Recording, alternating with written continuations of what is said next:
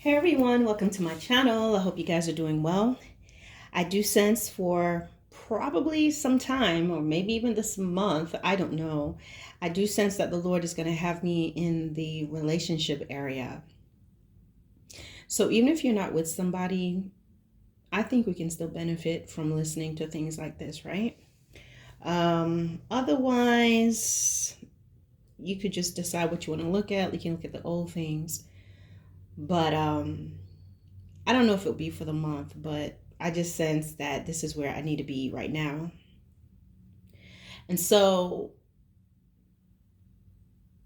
some of you have had people that were in your life and they left you for somebody else. They broke off the relationship, they ended the marriage. You ended the marriage with this person specifically. You ended the marriage with your spouse because there was somebody else.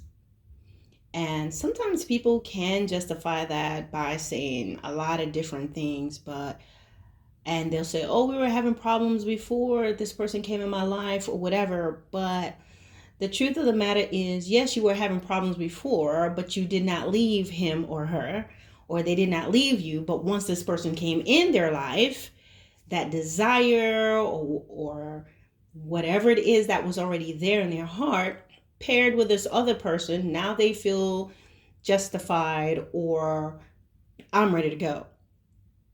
Sometimes people will stay with you for all the wrong reasons.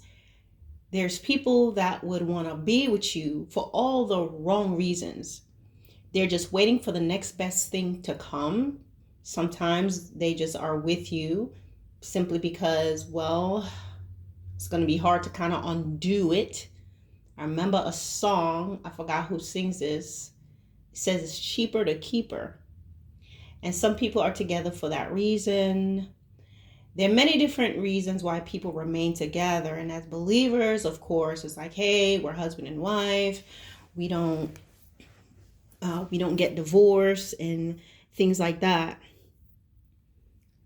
But there's situations, guys, where you cannot stay married to a person, especially when they are putting you at risk, cheating. You can divorce that person, especially for things like that.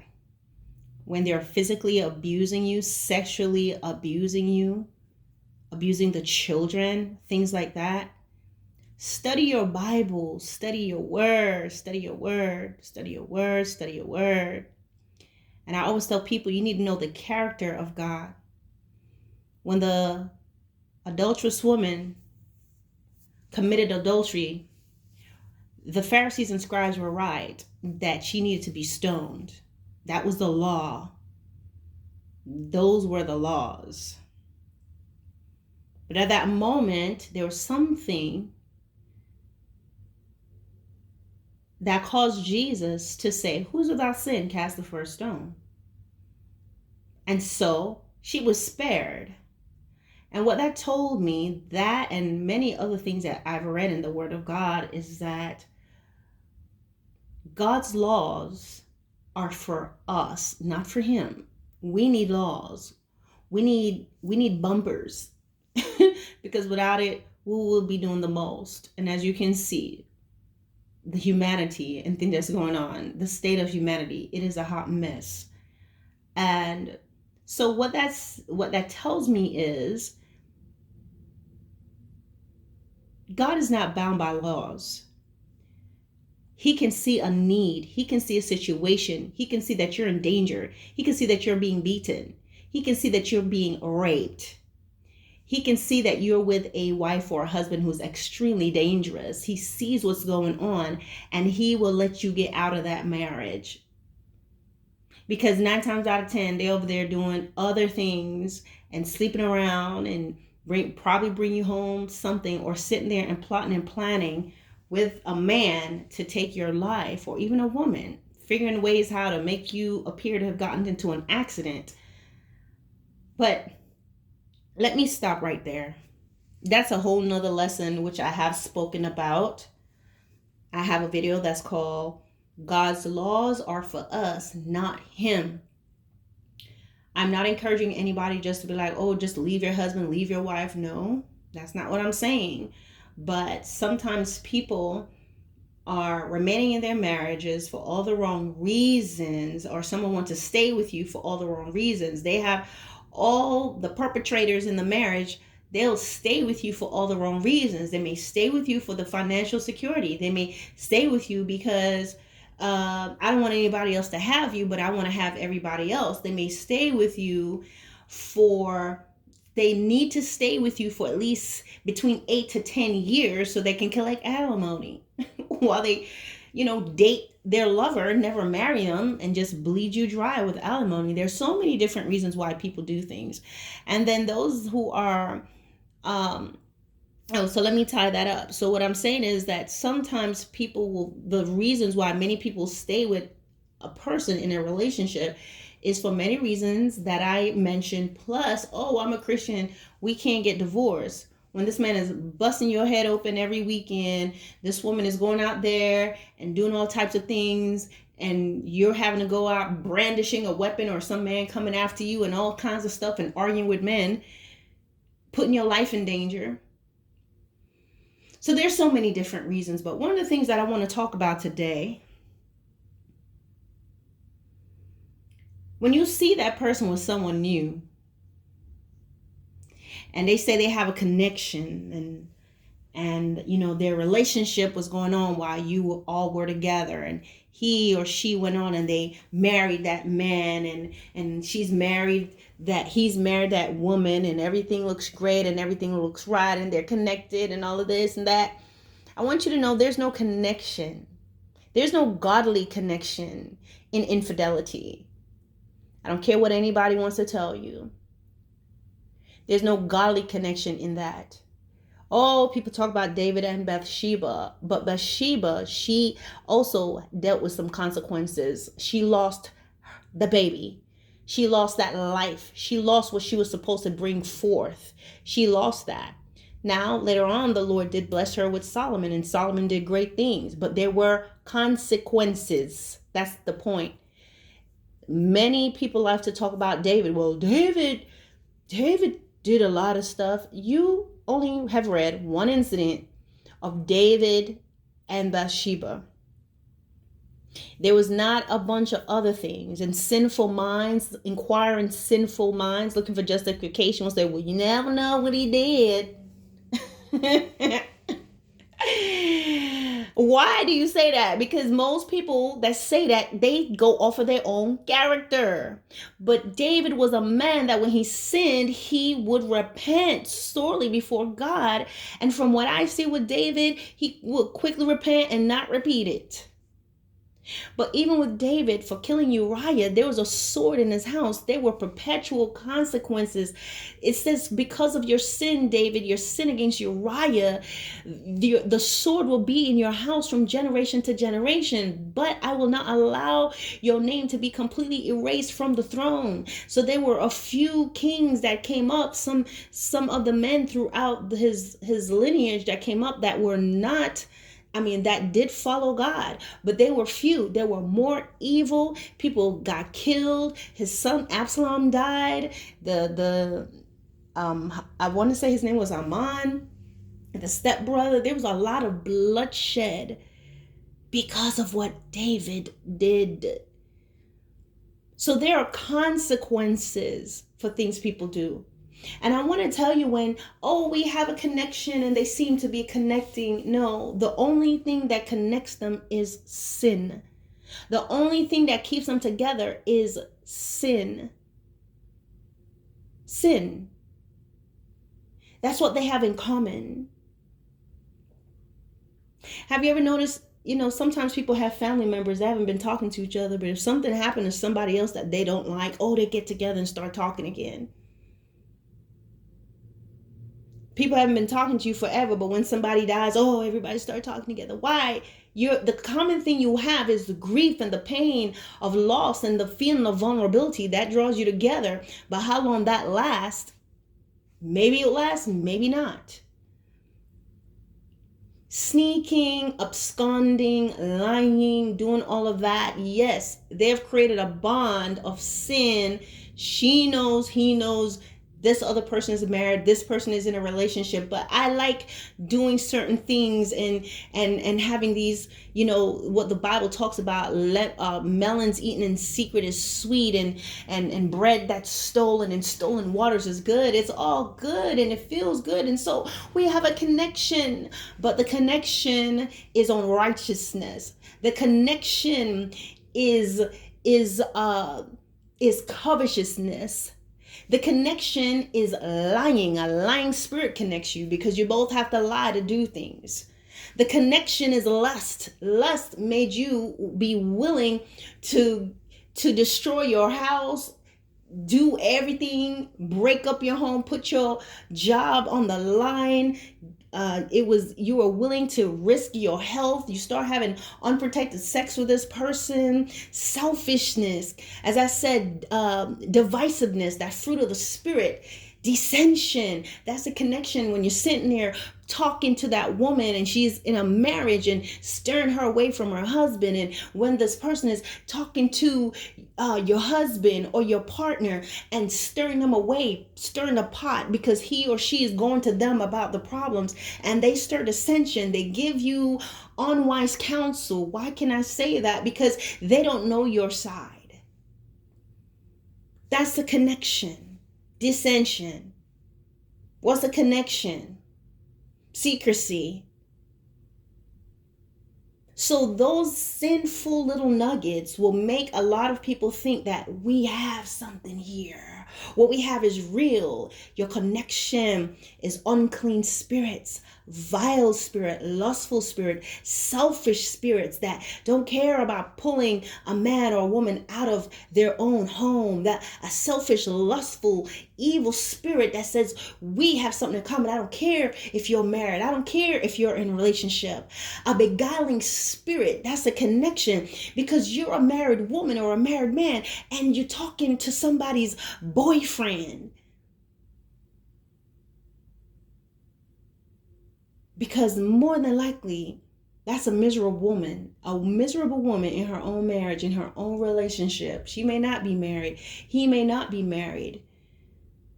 He may be in a relationship, but he is speaking. According to Proverbs 18:21, death and life is in the power of the tongue, and those that love it shall eat the fruit thereof. So just causing dissension and division and saying things that's planting seeds in that woman's heart. And so the connection that you guys have is being secret lovers. The connection that you have with this person is that you both have the disposition of, if you're not happy, replace. If you're not happy, I'll take you. If you're not happy, it's got to be him or her. Both pair together and come together, and each person is justifying the other. In the book of Romans chapter 1, it talks about people who partake in sin, and not only do they partake in sin, but they also encourage others, or they praise others who do the same. Sin loves company. And when you find people do things, and what will happen is they'll get with somebody and they realize they have this thing in common, and then they all sit and talk about this one person, or they all get together and they come together and try to destroy people. You have the cancel culture out there too. Oh, we all come together and say stuff. Groups, everybody works together. So the connection that they have, when it is rooted and it was birthed in sin, the connection that they have is sin. And all the characteristics, all the salient characteristics of what sin brings is their connection. Because they're of the same spirit in the sense of sinful, deceitful, backstabbing, lying, cheating, lack of accountability, blame shifting. I deserve this. You were having problems before. I didn't take him. He came. I didn't take her. She came. All those type of things. It's sin. And the word of God tells us when an unclean spirit has been cast out of a man, if it comes back, the condition of that man is worse than before. And when a person, and it talks about this, the unclean spirit goes roaming around seeking where it may find rest, it tells you something about the nature of the unclean spirit. It goes about seeking a place where it can find rest, where it can be comfortable. And so when a person is in a relationship, you're in a relationship with someone who operates in deceit and carnality, they have an unclean spirit. And that unclean spirit is searching. And who is this searching for? He's searching for his lover. She's searching for her lover. She's searching for that he or she, they're searching for that person that can validate. They want rest. The spirit does that. And so now they have their boyfriend on the side, girlfriend on the side, other thing going on, and they get together because they have something in common. And what happens? It says the state of the man is worse than it was before. So every time your husband, your wife, your partner goes to be with somebody else and they join together or they're talking on the phone or whatever, they just swapping spirits.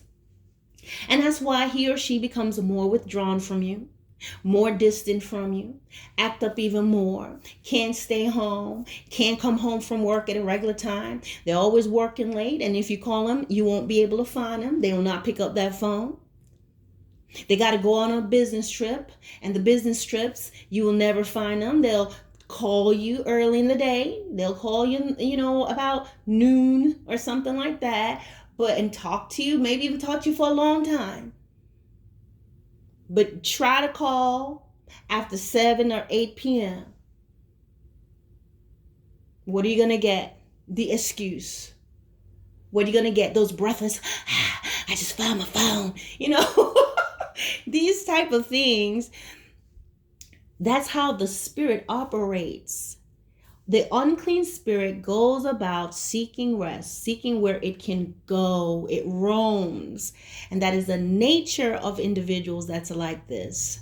And so now they're together and you're looking out from wherever you're at and they look happy and they're posting about how happy life is and how great thing is and la la la. No, not necessarily. Not necessarily. Sin is an illusion. It feels good. And so they're still in the stolen melon phases and all these different things. And sometimes you find people stay together even after things have soured because, I can't be ashamed of what, But they will suffer for the things that they have done. And I'm not speaking that in a bad way, but it is a principle of things. Yes, we can ask God to forgive us. But certain things, when you destroy families and you do all these things and you're a person, you infiltrate homes and families, and single men, you like to get with single mothers and get close to her kids and play games and disappear. And women, you like to target single fathers and get close to them and wreak havoc in their life and disappear on their children. God is going to hold you accountable for that. Not because you have a lifetime accountability to their children, because you really don't, but at the same time, you go there knowing that you are a prowess. You go there trying to get with this man, acting like you care about the children, and you don't. And when you are ready, you can destroy him, everybody. You don't care about anybody. You tell him how ugly his children are, and you don't want to have nothing to do with them, and you don't this, that. You can totally switch, and you traumatize those children. You can't go through life. These individuals cannot go through their lives behaving in this manner and think that nothing is going to happen. Something is going to happen because sin brings death. This death can be physical or spiritual, but keep in mind that sin can shorten your life. And a lot of people, it may not be physical, but it can be spiritual. Sin, the repercussions of sin can come in many ways. Now, there's a lot of people, they're like, well, I repented and asked God to forgive me and la la la la. But I bet you're not going to end that relationship. You're not that sorry. They're not normally that sorry. So what I'm saying, guys, is while the Lord will forgive us, sometimes there are consequences for the things that we do. You can't rob the bank and say, I'm going to ask God to forgive me, and Lord, I don't want to get in trouble. You will go to prison. You're going to go to jail. You're going to go to federal prison, all of that. But the Lord may grant you some leniency, but you have to learn that lesson. And so there are things that you can't just go and take it and do certain things, or just walk out on your family and do whatever you want to do, and giving your spouse STDs and doing all these different things, and just think, oh, I've asked the Lord to forgive me, nothing's going to happen. No, you will face consequences. You will face consequences. The Lord has heard the cry of your spouse and your children. You expect him to ignore that because you asked for forgiveness? You may not get the full weight of the things that you have done, but something will occur. You can only ask God to give you mercy and grace that you can just ride it out. And guys, I'm not telling anybody, oh, well, you ask God to forgiveness, you're already married, go ahead and divorce this person. That's not what I'm telling you to do. But what I'm saying, truly, in most people's heart, that they leave for someone else, they will ask the Lord to forgive them. But if the Lord said, end this relationship right now, most of the times they're not going to do that. They want to be forgiven for it. They want to make sure they don't go to hell. They want to make sure that their heels ain't going to burn at some point in the future. But he's off limit, she's off limit, guy. You're going to have to understand. That's how most people are. And that's a sign that, are you really sorry? You're not. You want to be washed clean. And by you, I'm not saying you guys. I'm trying to go between both. You and they, that type of thing. I want someone to be encouraged. Not to be bitter and be like, y'all gonna burn. I don't want you to have that mindset, but I want to set things in perspective for some of you that you may be hurting, you may be going through some things, and you're looking and they seem like they're so happy and whatever. Remember, that used to be you. That used to be you, and that person still has that same character. Now, sometimes they may not do those certain things because they are alike in spirit. They're alike in spirit. That person may be a little different from you. They don't have those same type of convictions or hold on to the same values like you. Like, for example, swingers are going to get along perfectly with swingers. If this woman has other men in her life, or that man has other women in his life, then he's going to be like, oh yeah, do whatever you want to do, blah, blah, blah. It's fine. Why? Because I got other things going on. And then there are those, they are trying to be committed to one another, but you can't build on somebody else's happiness. You can't build on somebody else's pain and think that God is not going to hear the cry. You can't go around saying, am I my brother's keeper, after you've broken and betrayed the trust and done wrong to somebody, because God hears the blood.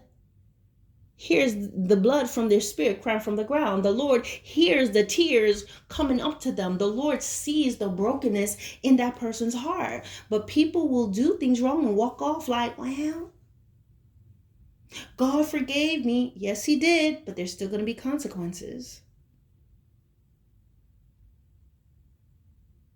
And there are some sins, some things that, hey, we've done and we did wrong, and the Lord really just go, boom, forgiven, all gone.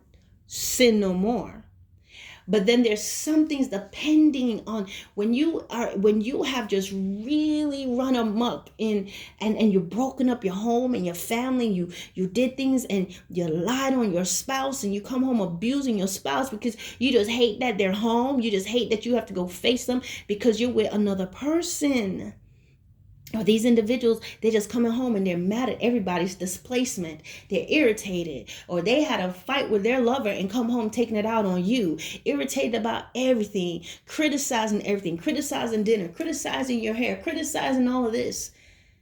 Handling the spouse, the husband, the wife, the few times maybe there'll be intercourse. It's like you almost feel, if you're on the receiving end with that spouse that's all over the place, you almost feel like you're an object. You may look and realize this person's not even looking at you, because what are they doing in their minds? They could be thinking about that other person that they're with. Sometimes they be asking you to do something completely different that you guys have never done before. He's come in with this whole origami thing he wants to try out. Or she comes home with this whole, I want you to do this. I want you to blow on this. Where did that come from? Blow on what? Where did you get that? I want you to whistle and twirl this. What are you talking about right now? These things, guys, while I add humor, is the reality of what goes on. Why? Because they are one flesh. They become one flesh, and there's no room for two. There's no room for three. So when they finally jump ship, leave you, whether you are married or you were with them, you were in a relationship with them, you were dating them, you had a serious relationship, whatever the degree, and they just suddenly leave and they were doing wrong things to you. And here's the thing, a lot of times people will be like, well, it's me. No, don't let them play you like that. Because that is infiltration by the enemy to mess with your mind. Yes, you may have responded in ways you should not have. We always have to take an accountability how we got there. Because that no matter what has happened, we would not be in those situations or have ever been in them if we did not allow it. So in that sense, yes, take responsibility for it. Yes, take responsibility for your bad behavior, the way you responded, the things that you did in the relationship. Yes, but at the same time, you must have the fortitude of mind to realize I was fine before this person came in my life. You can't be angry at yourself for your jealous reactions or the way that you did things when you're with a person who has questionable character and has violated your trust and has given you STDs and have hurt you. It is proven he or she has cheated on you several times, and now they're mad at you for not trusting them. You know, it's easy to break trust in a second, but it takes time to build it back up again and to earn it. And you'll find what happens with a lot of these individuals that operate in the selfish way is that they want you to hurry up and get over it. Don't question me. Don't ask me anything. They keep their position. I've cheated. I know I've lied. I know I've done this a few times, but you need to hurry up and get over it. That person's not ready. That person does not want to be in, they don't want reconciliation, because someone that's truly contrite in spirit is going to give you all the time that you need. Now, with that said, we have to be fair, because there are some people that they made a mistake, they did something wrong, or they intentionally did something that became a mistake, and they're being very sincere, and then the person wants to be hateful and just punish them. There's people, things have happened in the marriage and they stay together and they spend the rest of their days punishing this person. This is not of God. God gave you the opportunity. Adultery is one of those things where you can leave, you can divorce. So if you stay with a person, but yet you want to mistreat them and remind them about the affair, it's best if you're just not with them at all. And that is not of God. And while God does have the compassion to know that you need time to heal, you're going to be upset. There is an expectation that you are going to be upset, that you're not going to be the same right at that point, maybe never. But if we are following after the laws of God, you know that eventually the Lord is going to heal your heart, even though you're sad right now, even though you're not smiling right now, and you're not going to be your best self, which is understandable. You should not be at 10, 15, 20 years later still talking about that same thing like it just happened. That is not of God. Okay, so that's the exception there. But those that are just, they don't care and they just want you to hurry up and get over it. And in the meantime, while you're trying to get over that, they're doing more shady stuff and you're finding out more things, and they have lied again within the next 2 weeks and something else has come up and they're still because that spirit, as I said before, remember, a spirit goes roaming, seeking a place of rest, seeking somewhere to go. And if you read about the works of the flesh, all those things are in operation. You'll find that in Galatians chapter 5. The works of the flesh, it's just a lot of things that's in there. And so when they're with that person, they seem to be just, they look so great together. And you start to question yourself and be like, oh, well, maybe.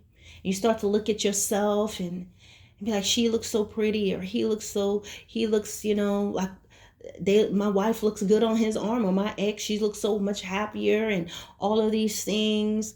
But remember, that was you before.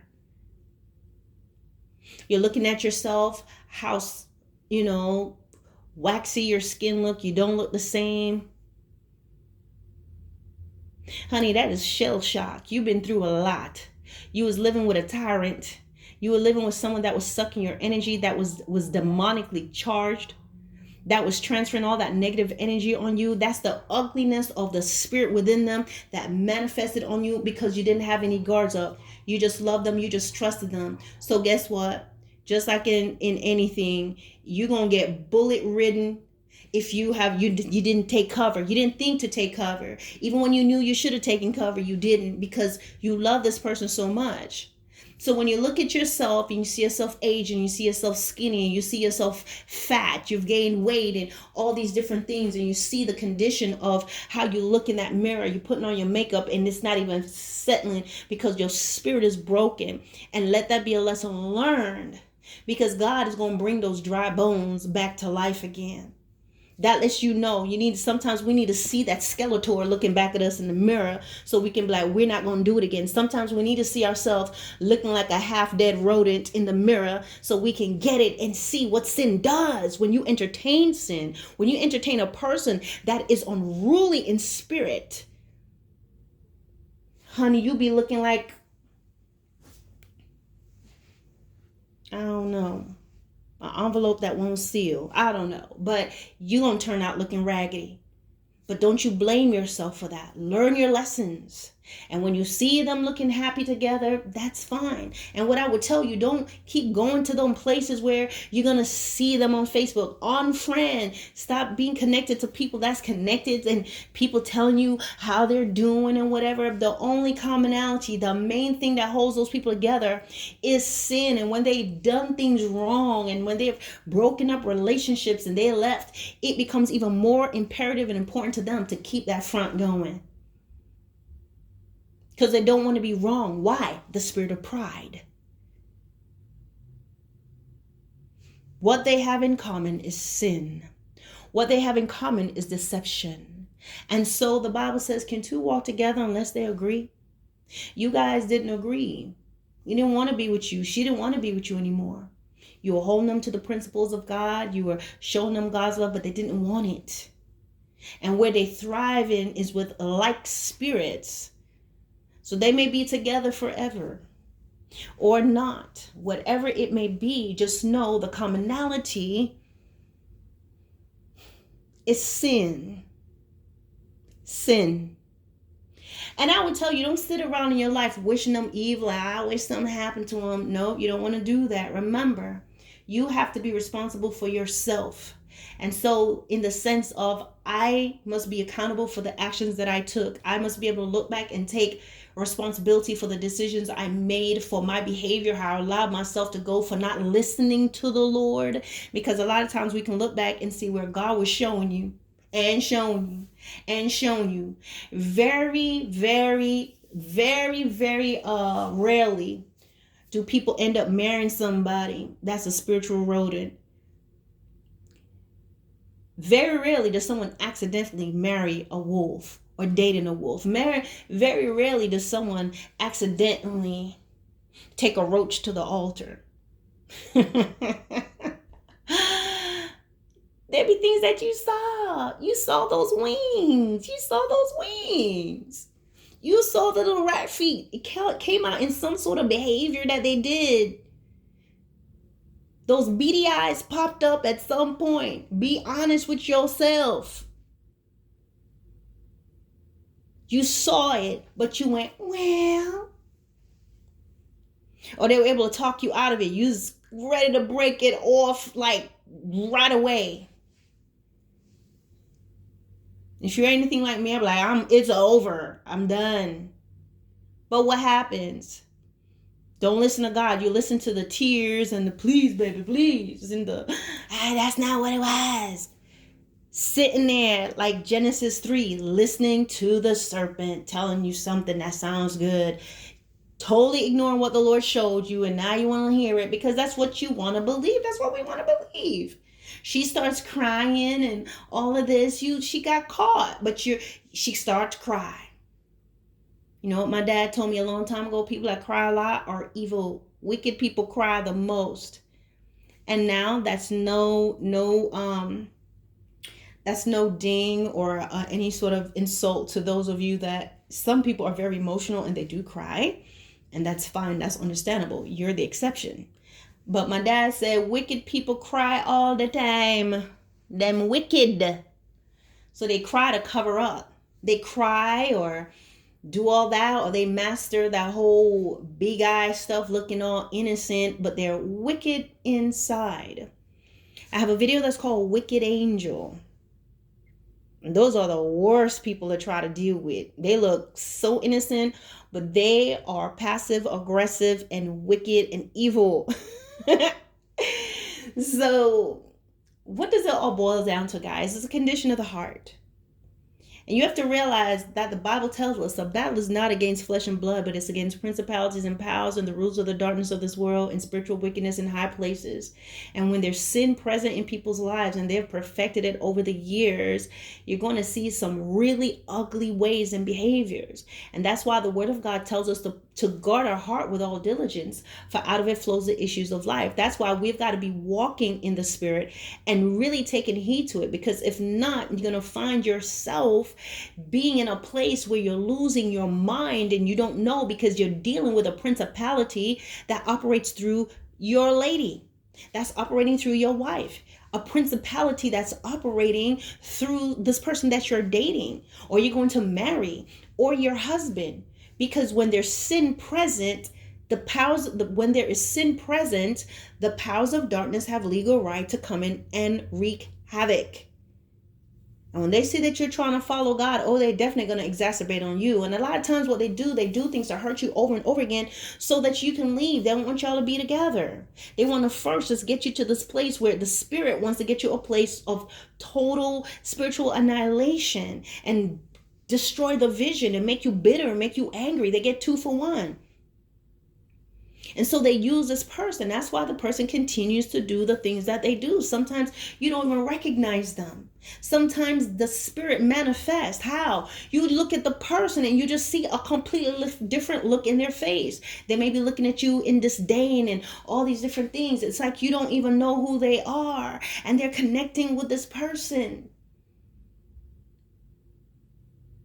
Unclean spirits. They thrive. They work in groups and in teams. Principalities work together. The principality from the lust department or whatever department, it pairs perfectly with the principality and power in this person that they left you for.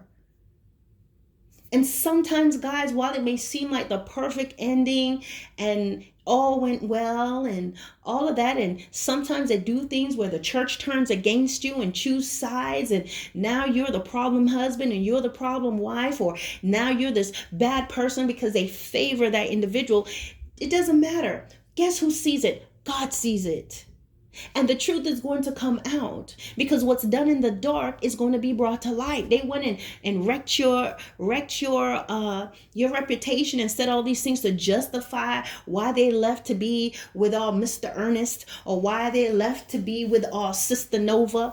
Okay, cool. Stop trying to fight your own battles and let it be. They're all together. It's looking good. Your kids went to their wedding. All these different things. No problem.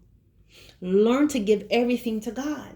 And as I said, it's not that you're just happy or you're waiting. Excuse me. You should not be waiting for them to crash and burn, but rather give your pain to God. Let him deal with it. But you have to understand what you're dealing with. Principalities and powers. And that's why they have so much in common and they look so happy. That stuff is to hurt you.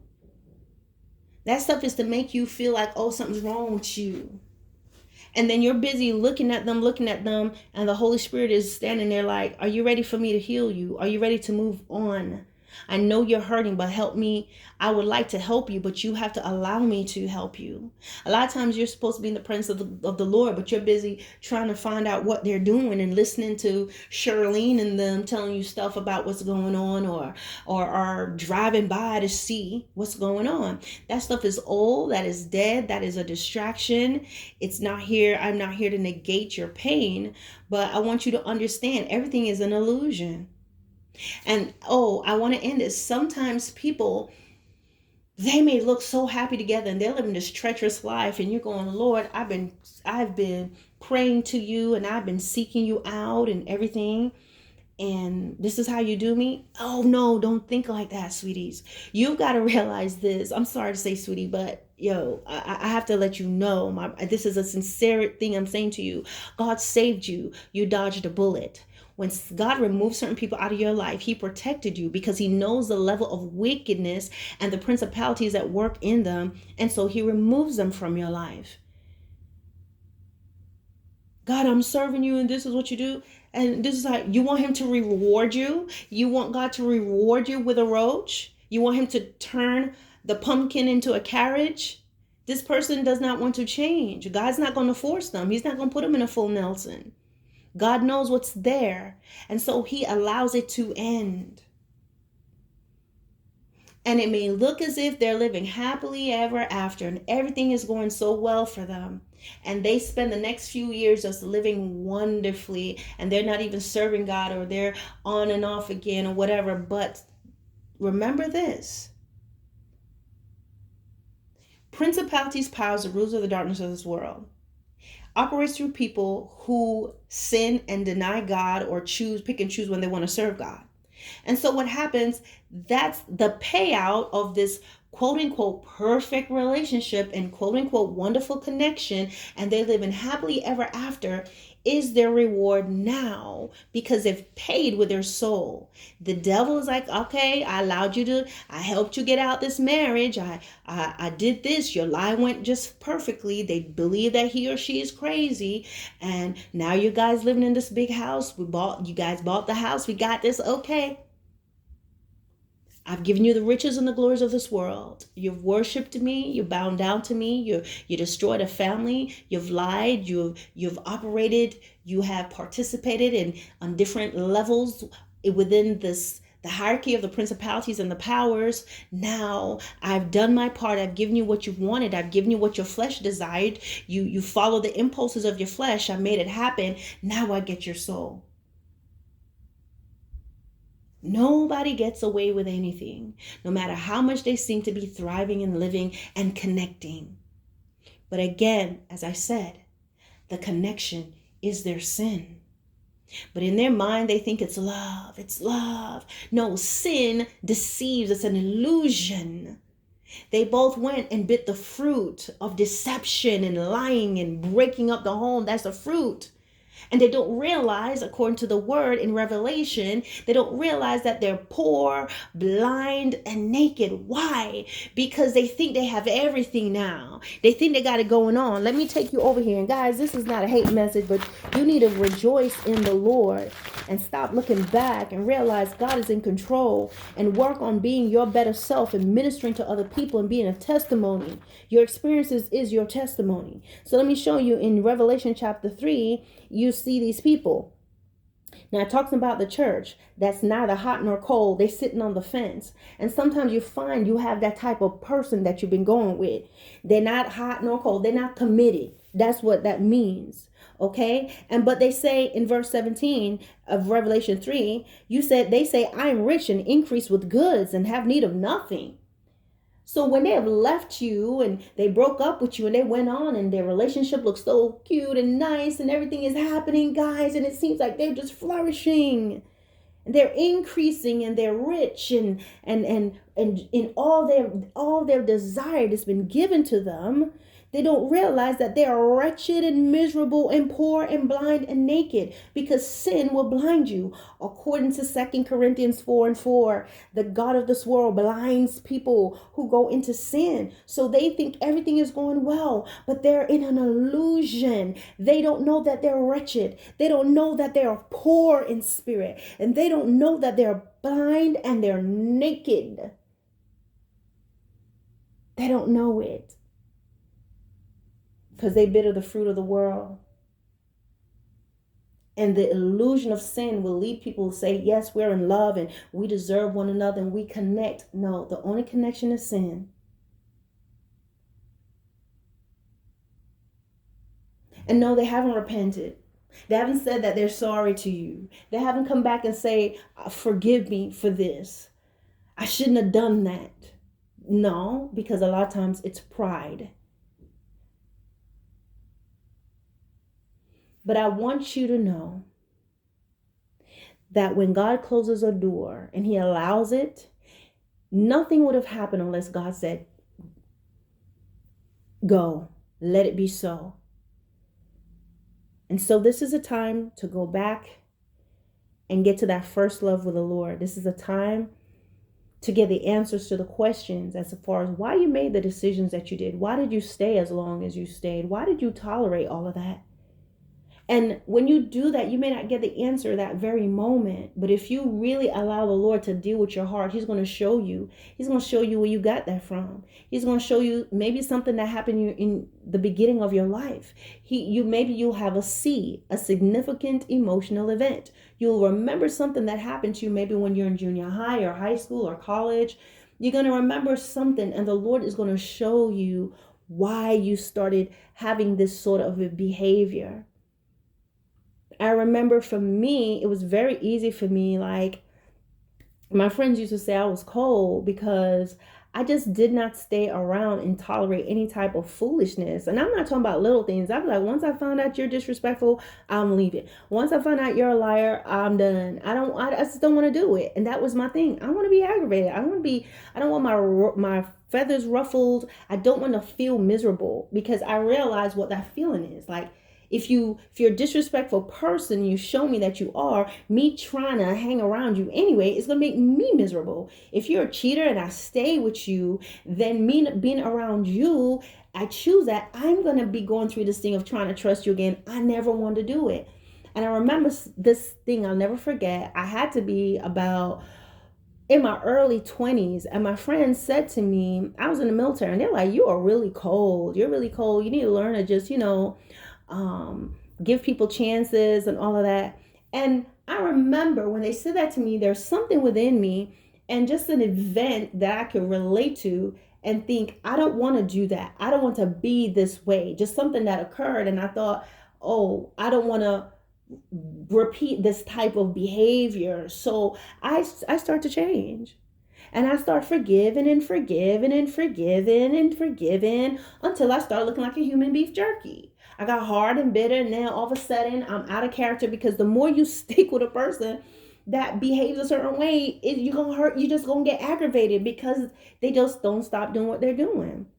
And so the Lord had to show me that because you had a fear of becoming like this, you were not using wisdom. You didn't understand what forgiveness meant. And so you just kept sticking around and allowing people to do things. Because guys, I will tell you, I can leave. God has given me that ability. And I believe it's a God-given ability. Like, he's given me the ability to love. I can truly love and care for someone. I can be a very good friend. All of that. It's there. But I also have the uncanny ability to just be like, okay, I'm done. No, because I'm thinking, I can really think of all the reasons why I shouldn't be there and literally leave and don't care. And I should think something was wrong with that. Well, something is wrong with that if you're vindictive and vicious with it, you see, but I didn't know any of that stuff. So the Lord had to teach me, no, Arlene, let me teach you about love and forgiveness. Do you think I'm unforgiving when I put people in hell? Do you think I'm unforgiving? Do you think I'm an evil God when I have to take my hedge away from someone? No. So he's like, learn the balance, learn my knowledge, learn my wisdom, where you're not a person that's hateful and unforgiving, But at the same time, you're not a person that's just given to you're just looking at things from the surface, and then because you don't know how to rightly divide truth, you're thinking, oh, I have to forgive them. Yes, you have to forgive them, but it doesn't mean you have to still be acquaintances. Yes, you have to forgive this person, but understand that forgiveness takes time, Arlene. You can't just get over it. That's not how that works. We have to go through stages, and then I'm going to make you whole and set you free. That you look back at it, you're going to have a clear mind. You're not going to have anything within your heart. You can be able to encourage your brothers and sisters in the Lord and truly see that person through the eyes of forgiveness, because you realize what I'm showing you about them as a soul. And because of our patent connection and relationship, you're not going to let anything mess that up, because we are one in spirit. And that's what the Lord will do for you. But let him in so he can show you what's there, because that's what I learned about myself in this area. Learning that, no, I'm not a mean and bad person. I'm not evil for setting boundaries, but then also learning why I stopped doing that and all the things I tolerated as a result of that, you see. So let God get into the weeds. Let him in. There's some places you may not want to let him in. Let him in, guys. And then you'll be able to grow and move forward in the things that God has for you. The very least, you develop your relationship with him. So guys, this video is it's pretty long, but I'm going to obey the Lord in how I feel. I believe he wants me to do this because there are a lot of people that are hurting. They're stuck in relationships. They don't know what to do. And while I cannot tell you what to do in your relationship, I can definitely tell you that just give you the words that the Lord has given to me. Some of you have the relationship has ended and they're skipping off into the sunset and running through the meadows and holding each other's hands and spinning around in circles and smiling. Remember what I said, the commonality is sin.